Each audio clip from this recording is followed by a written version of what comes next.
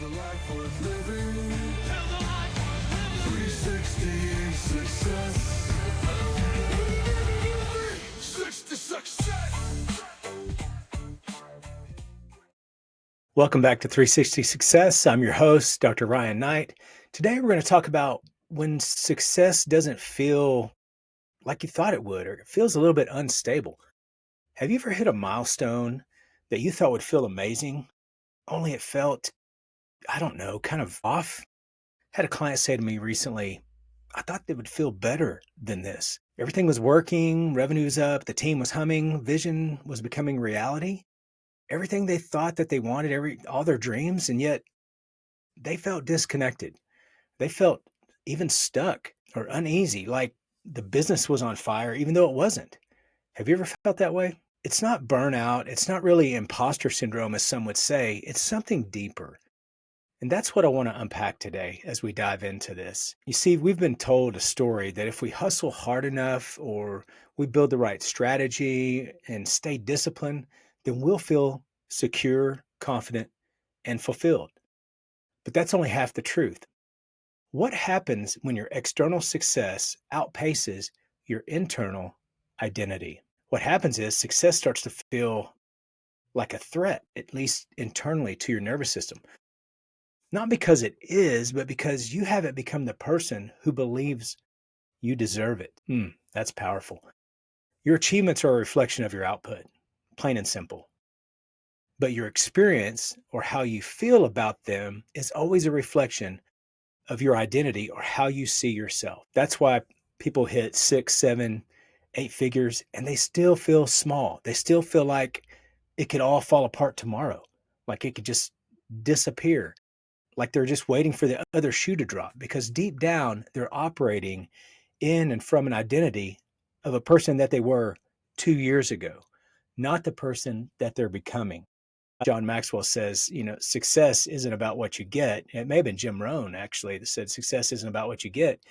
It's about what you become. Psychologists refer to this as happiness anxiety. It's the discomfort that shows up when success challenges your self-concept. Your brain is designed to keep you safe. So when success takes you outside of your emotional comfort zone, your nervous system fires alarms because of that discomfort. This is unfamiliar. You've never been here before. You better get back to what you know. We crave familiarity and comfort. At least our nervous system does. That's when we start to pull back. We will even self-sabotage sometimes. Sometimes you'll see people that are serial entrepreneurs that'll get to a certain point, and every time they get to the point, maybe it's just before they achieve this amazing success or it's right afterwards, it seems like they get distracted or they're insecure or whatever, and they will burn it all down and start over and build to about the same spot and then do it again and do it over and over again. And man, that just becomes self-defeating. But it's not because you don't want success. It's because our nervous system doesn't know how to hold it, because again, it's unfamiliar. You can't outperform your identity for long. You can white knuckle your way to results, but eventually you're going to default back to what feels familiar. So here's the $1,000,000 question. Who do you believe that you are?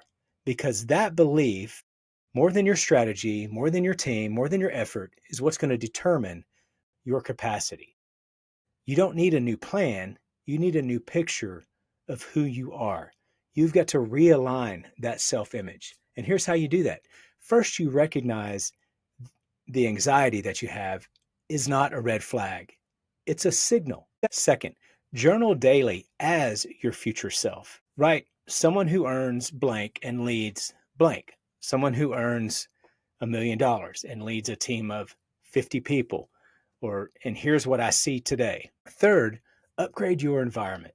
Surround yourself with people that reflect where you're headed, people that have the mindset that's going to be required when you get there, those places that you've never been. And sometimes that's hard, but it's all about networking and meeting new people. Look, you're not just building success, you're building alignment. And that's where the peace kicks in, is when you become aligned with what's on the outside and what's happening and the success you've built.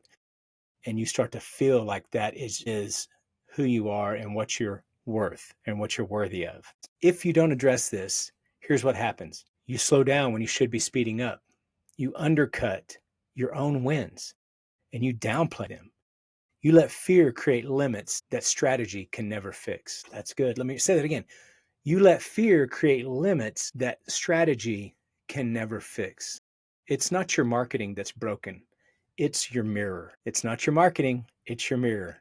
Man, that's good. So here's the deal. You want to hold more? Become more. You're not waiting for the other shoe to drop. You're waiting for your identity to rise. So the next time you feel that discomfort after a win, don't run from it. Lean into it. It's your system telling you it's time to live like the person who built this. This isn't instability, it's an invitation. Own it. Remember, to achieve a new level of success and maintain it, you must become a new version of yourself.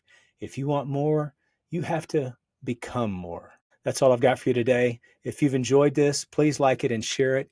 And remember, go out and build a life worth living. Build a life worth living. 360 success.